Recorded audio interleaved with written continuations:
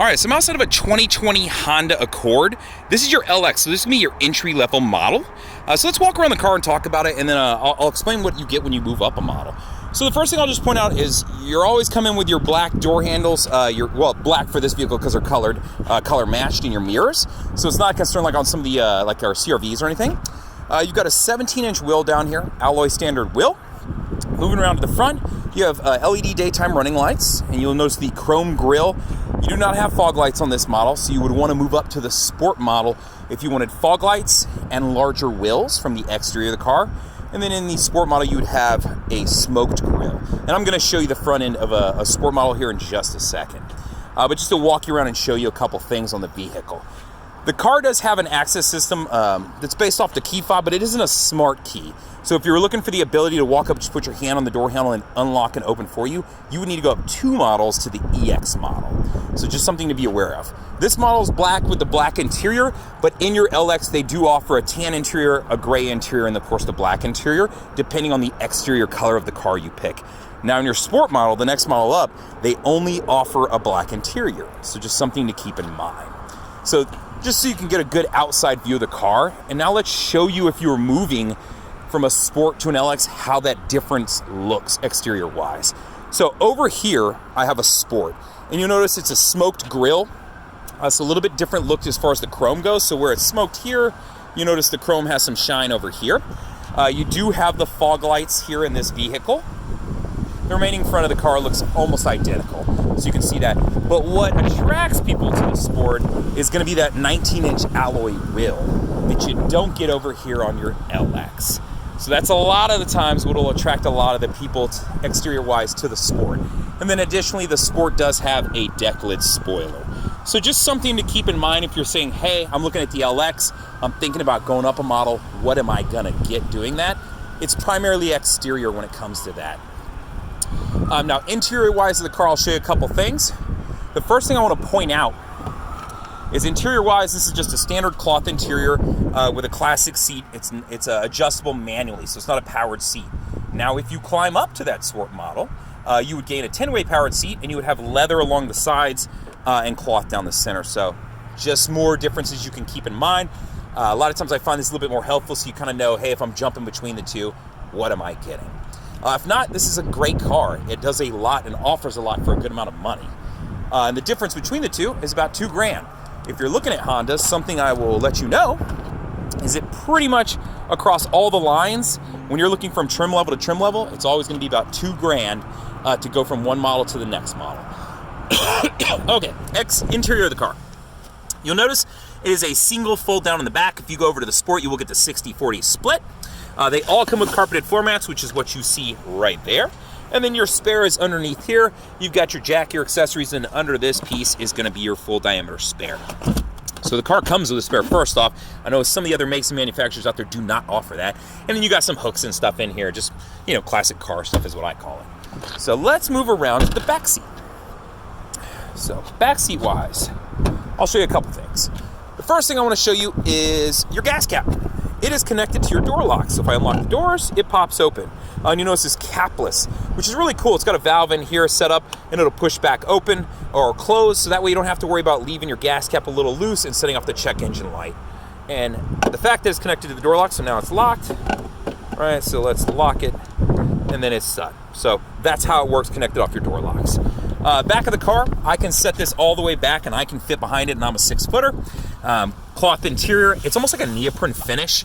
I don't know that Honda tells you exactly what the material is. It might be some proprietary blend of something, but that's what it is, just so you know. It has very much a neoprene finish. It stretches and gives, and it doesn't pull if you're getting across it with jeans, or you have a car seat that you're dragging in and out of it. Okay, so let's hop in the front and go over a couple things. So first thing I'm gonna do is crank it up. So foot on the brake, press the start button, and that'll fire my car up. So over here on the left, you've got your window controls, auto up down on your driver and passenger side, window locks, door locks, and mirror controls. So left and right, and then you can adjust on the pad. Below that, you'll notice you have a trunk release in the car, and then a hood release down over here.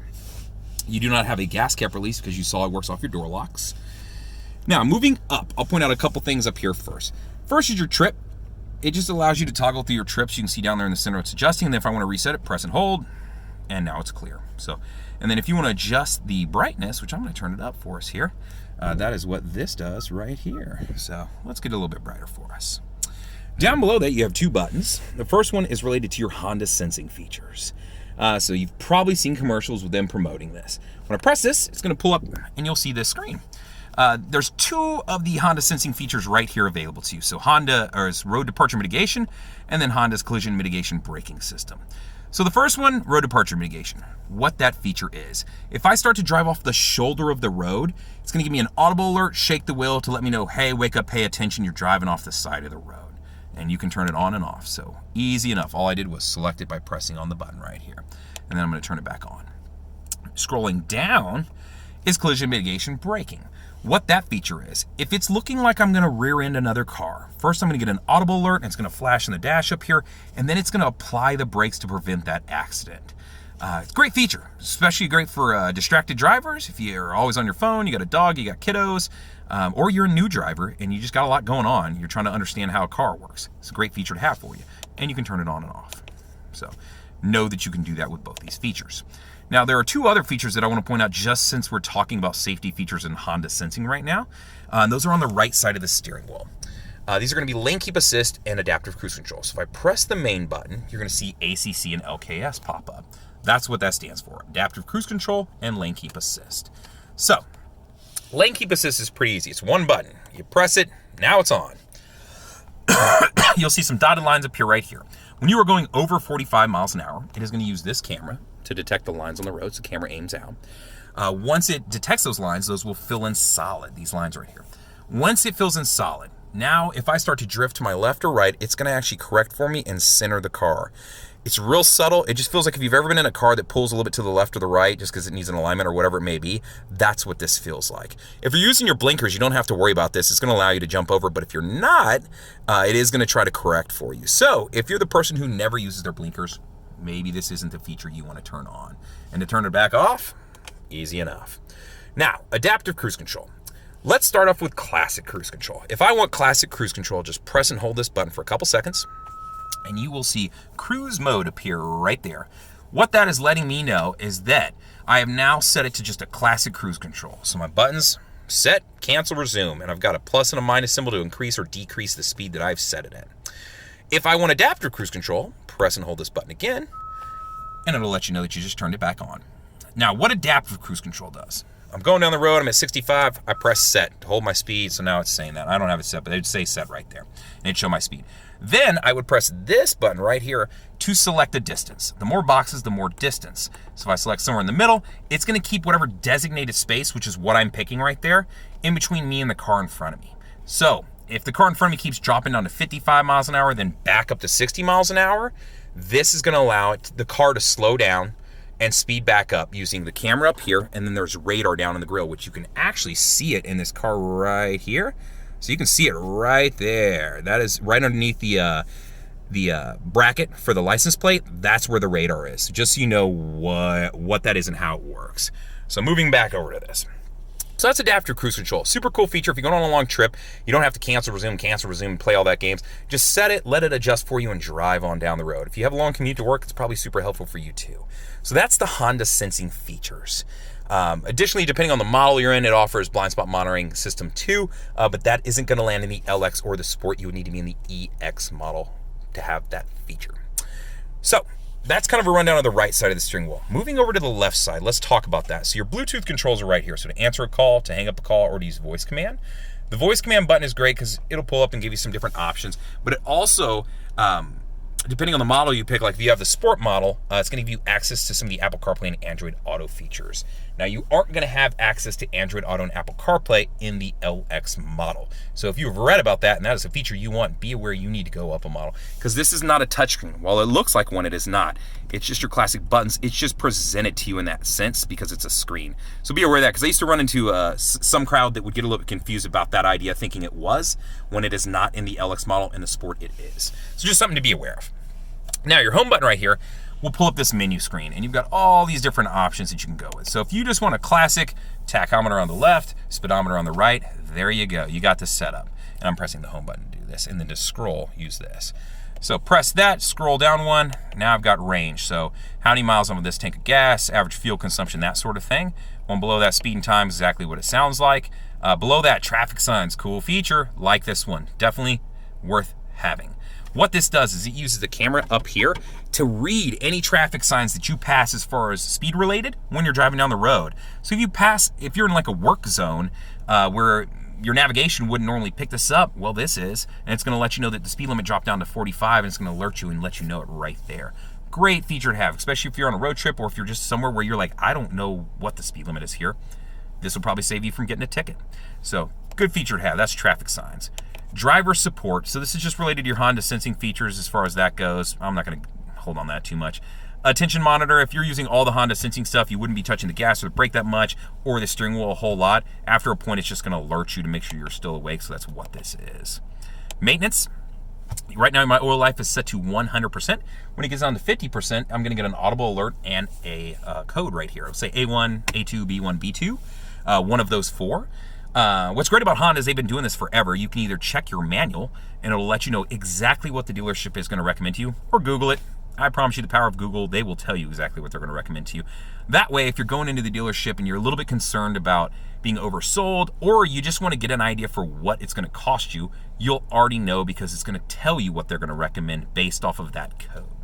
To give you an idea though, first oil change is probably going to be about 8,500 miles. So it's not a 3,000, it's not a 5,000. It's a low cost ownership vehicle. It's typically why people buy Hondas or Toyotas. Same way. I just happen to be a little bit biased that I worked here at a Honda dealership. So that is what this is, and that's how it works. Below that, safety support, that's related to the Honda sensing features that we went over a second ago. You can turn them on and off here, so it's just a way to access them from a different point. And then warnings, if I had the trunk open or a door left open, it would just give me an alert, and then audibly alert me too. So that is the touchscreen and the left side of the steering wheel. Related to that, you do have on and off headlights, so I'll just point it out. I can set them right there. And then my windshield wiper controls are over here. Very classic and easy to understand setup as far as my my screen goes here. Let me move a little bit though, since we're kind of catching a mean glare, and see if I can make this a little bit easier to view for us. So let's get into a different spot here. All right, I think that's going to be a little bit better. Okay, so radio, pull that up right here, easy to understand. All here, I can seek and scan here. I can also scan from over here, and then to set a station, press and hold. Right? Not hard to do this. Everybody knows how this works. It's been the same on every car for like a billion years. Media-wise, if I want to access my USB, my Pandora connection, Bluetooth, that's how I do it from right here. Your USB is right there. So just be aware of that. I've got a power outlet right there additionally too, in case I need to charge something. And then I have another power outlet down in here in the center console additionally also. So very classic, very easy to understand, but very simple setup as far as the touch, or excuse me, not the touchscreen, just the screen goes in this vehicle. If you're looking for more, you probably want to go up to the sport model where you'd have the touchscreen, a little bit more access, and a little bit more functionality in the car as far as that goes. So, but if you're just a person who wants a point A to point B, I ran into a lot of people like this. They're just like, hey, I just need something simple, easy to understand, buttons, knobs, bang, this is the car. This will do it for you. Turning it on and off. You got a volume knob to reach over to, so you don't have to play with anything on the screen. Easy to understand. To access your Bluetooth controls right over here. To access your equalizer right here. I mean, this is very easy to use. So let's back out of that. Move back over to the radio. You can see anybody could work this. It's very understandable in the sense that it's a classic setup. AC controls are right below that. You do have them synced, or I should say dual climate control, so I can adjust them, unsync them, and run 2 different temperatures left and right side of the vehicle. So that's how that works. Your indicators as far as your shifting goes, Econ, so I can press this button, you'll see a green leaf pop up here, letting you know you've entered Econ mode, which means you will improve the gas mileage of the car depending on your driving. In doing so, it's going to affect the accelerator on how fast it takes off and goes, and it's going to affect the AC unit on how much it will blow. So that is how this function works. Below that, you have your electronic parking brake and your brake hold button. Electronic parking brake, just put my foot on the brake and I lift up like a handbrake to set it, and then I press down to release it. Whenever the LED is on, that is letting you know that your brake is set. So, the brake hold button below that, I am going to put my seatbelt on to show you how this function works, so give me 1 second. Okay, so, brake hold. Press it and turn it on, you will see brake hold appear right there in green. And then when I shift to drive, now you'll see the hold button is on. I am in drive. I'm going to let my foot off the brake while it's in drive, and I am not moving. It's going to hold the brake for me. When I move 4 inches forward because I'm in Austin traffic or LA traffic, and then I come to another stop, the hold button comes back on, car's in drive, I let my foot off the brake and relax, it holds the brake. That's what this feature is. It's a convenience feature. Now, if I'm using this and I'm at a drive-through or an ATM, chances are I'm not going to get my window up close enough to where I can reach out with my seatbelt on, and I'm going to take my seatbelt off because I forgot.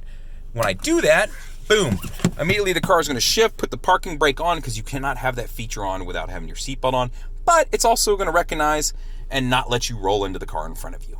So that's how that works in case you ever are using this or concerned about that possibility. So that is brake hold and how it works. Backup camera in the car, let's throw it in reverse and show you. You got 3 different views on this backup camera: wide angle, classic, aim straight down. So this is really good if I'm backing up to like another car or anything like that. When I start getting in there, and you can see I have adaptive lines right now, so as I cut the wheel, it's going to cut with me. It's just a nice feature. So you can see as I get closer to a car, I could switch over views and see exactly where I'm at if I was getting close and I was concerned about, I don't know if I'm going to clip this guy or not. Flip over and look and see if they're there. So it works the same as if I was backing up to another car, a garage, another, a building, whatever it may be. So that's just how that function works. It's just really helpful. If I was going to put a new driver in this car, this would be an excellent feature to have. So that is the LX model. Classic setup, mirrors, all your, normal what I call new car stuff. Sunglass holder. Doesn't have a moonroof. If you want a moonroof, you need to move up 2 models to the EX. Interior wise, it is a cloth finish. If you're looking for leather, you can get the leather mix with the cloth in the Sport, or you can go up to the EXL, so 4 levels to get your leather, or you can just have leather installed in the car if that's just something you want because you have kiddos or dogs or whatever. So this is an LX model. It is black with a black interior. You do have a gray option interior, and you have a tan interior. And then you have several color exteriors that you can find on the website, but I don't think they've added any new colors. Should be the same in the last couple years. Let me know if you have any questions. Feel free to reach out. You can always comment on the video, or you can give me a call. I'll usually pick it up. You can reach me at, what is my phone number? 737-443-9555, or comment on the YouTube. I check it almost every day, and I'm more than happy to answer your questions or find out answers if I don't know them. Hope you enjoyed this. Let me know what I can do for you. Thank you much.